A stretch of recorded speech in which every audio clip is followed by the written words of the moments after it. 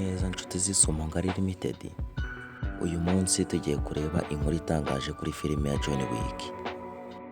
Uburyo yakozwe, amafaranga yatwaye ndetse n'ukuntu yabaye ikirangirire ku isi hose. Ese mwari muzi ko filime ya mbere ya John Wick yakozwe n'amafaranga make cyane ugereranyije n'izindi filimi, ariko bikarangira yinjije akayabo karenga inshuro nke kayo bayikoresheje? Iki ni igice cya mbere tugiye gutangira kuvugaho. Filime ya John Wick yasohotse mu mwaka wa 2014. Uwayikinnye ni Keanu Reeves, wamenyekanye cyane muri Matrix. Abayobozi bayo aribo Chad na David bari basanzwe bakora stunt cyangwa ibikorwa by'intambara mu mafilime. Iyi filime yashushanyije ubuzima bwa John Wick, umunyamurava ugarutse guhora nyuma y'uko bamwiciye imbwa yari asigaranye hamwe n'inkomborwa y'umugore we. Igice cya kabiri ni budget y'amafaranga bayikoresheje.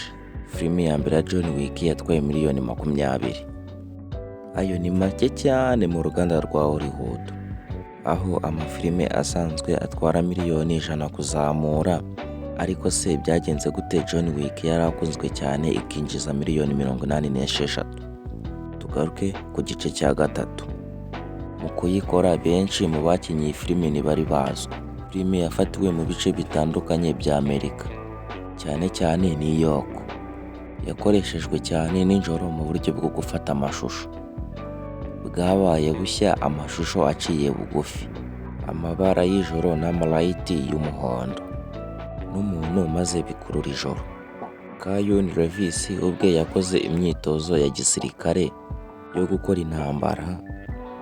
gukora intambara adakoresheje doubles. Ibi byose byayigize idasanzwe. Nyuma y'ubushake bw'abafana hakurikiwe John Wick 2 ndetse na 3 na 4.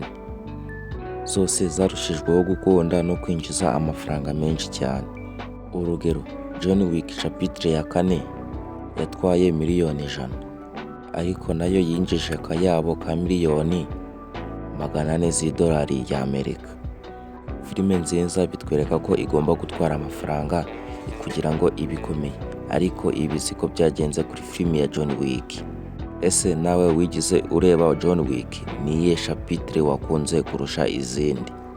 Nimba ibyo tuvuze hano bikunejeje, ntugende utakanze subscribe, like na share kugira ngo kigere ku bandi. Murakoze cyane, kandi twari kumwe n'Isumo Ngari Limited, aho dusobanurira amafilime n'uko yakozwe.